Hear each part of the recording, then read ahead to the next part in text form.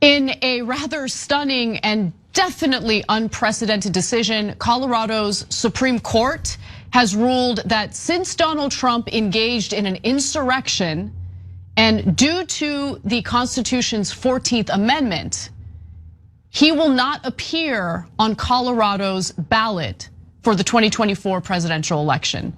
Now, there are some caveats to this, and I want to give you those caveats. So first, the court made this ruling 4-3 that Trump isn't an eligible presidential candidate because of the 14th Amendment's insurrectionist ban. The ruling, though, will be placed on hold pending an appeal on until January 4th. So election officials in the state, which by the way has 10 electoral college votes, said that the decision has to be made ultimately by January 5th. And that is because January 5th is the statutory deadline to set the list of candidates for the GOP primary. So I have no doubt that the Trump team is going to attempt to appeal this decision. And I want to be clear that this is specifically in the state of Colorado. This is the state's highest court making this decision in regard to the state of Colorado. This will not impact other states. Now, Trump, of course, denies any wrongdoing regarding January 6th and has decried the 14th Amendment lawsuits as an abuse of legal process.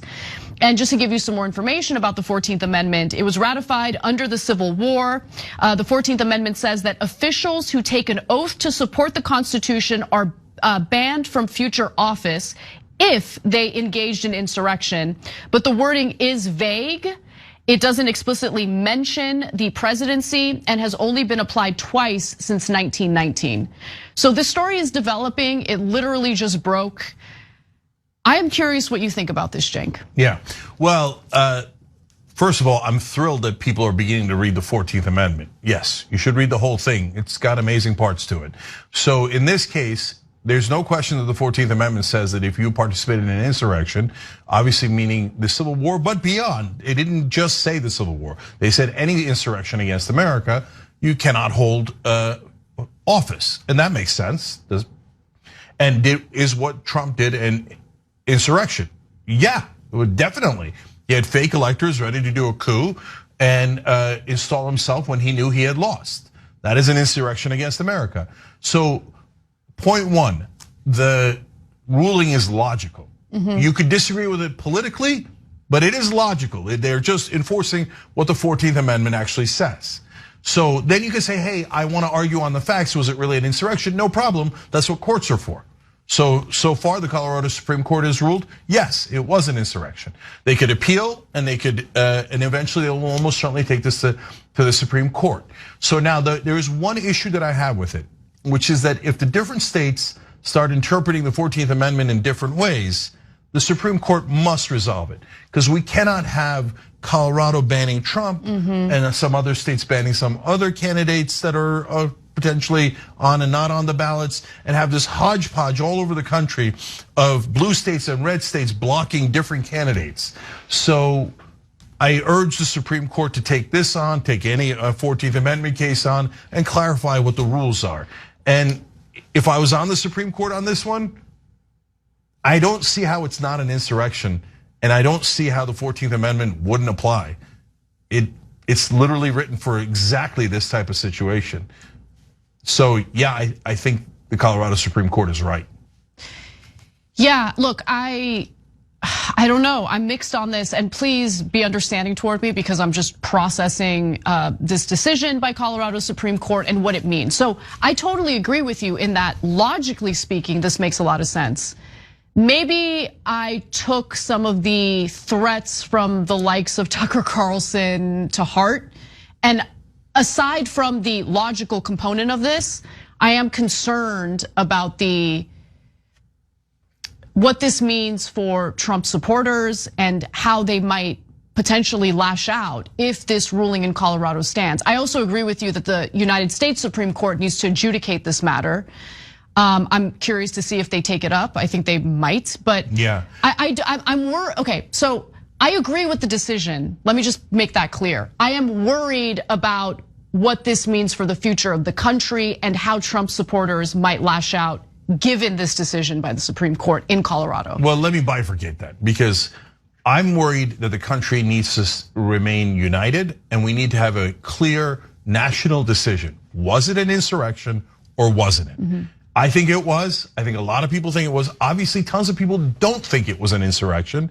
And we should, I mean, in my ideal world, I know Supreme Court doesn't televise these hearings, but you would do a giant hearing where you would have lawyers on both sides arguing insurrection, not insurrection, and the courts would decide. Now, in this case, Trump has a gigantic advantage in the Supreme Courts. They're 6-3 conservative.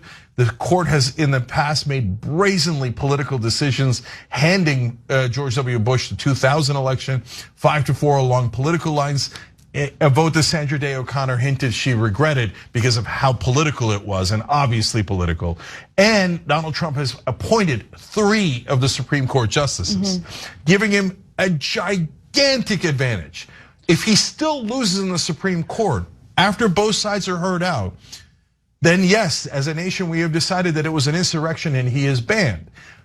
I am not worried about Trump fan reactions. If they want to be criminals and thugs after the Supreme Court makes its decision and say, we don't believe in our Constitution, we don't believe in the 3 branches of government, we don't believe in democracy, we love the insurrection, and we're going to now take up arms and cause violence. Well, that's what Fort Leavenworth was made for, Rikers Island, the maximum security prison in Colorado. It's got your name written all over it. I have no hope in any of that, actually, to be honest with you.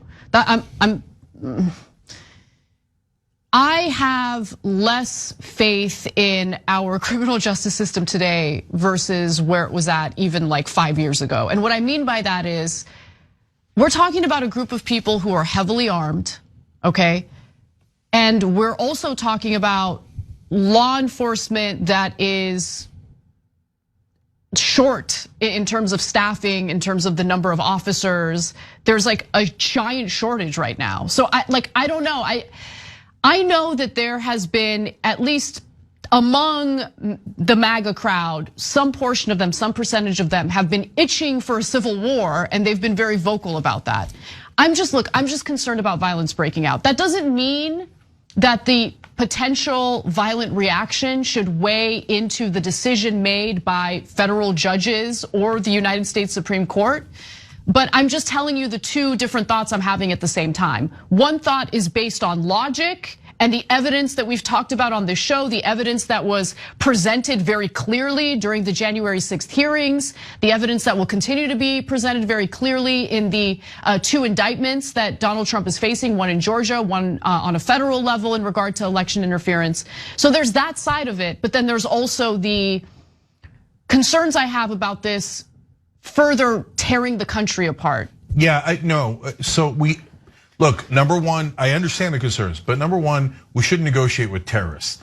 If you're a Republican and you believe there really was not an insurrection and that Donald Trump actually won the election, you're not a terrorist. There's a lot of tons and tons of Americans that believe that.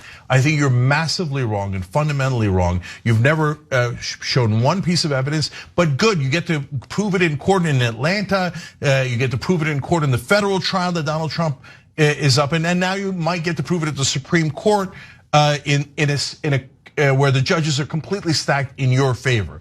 We need that national conversation. I don't want to just have the government steamroll the Republicans and go, ha, deal with it. I don't want that at all.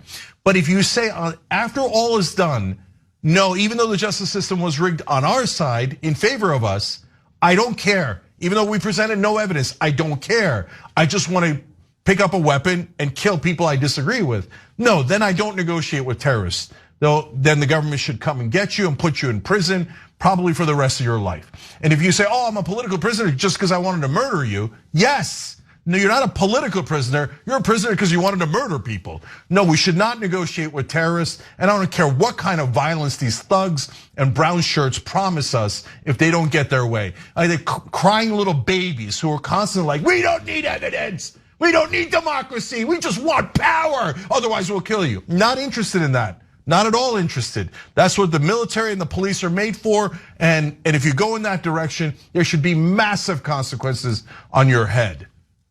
And by the way, just to give you further context, prior to Colorado Supreme Court making this decision in November, there was a Colorado judge who issued a ruling that concluded that Trump, quote, engaged in an insurrection on that day. But the decision fell short of removing Trump from the state's 2024 ballot based on the 14th Amendment's insurrection ban. And so I guess that was appealed to the state Supreme Court, and the decision that we just shared with you about that was made. And so we'll see how the appeal process works. I guess buckle up. It's going to be a chaotic election season, to say the least.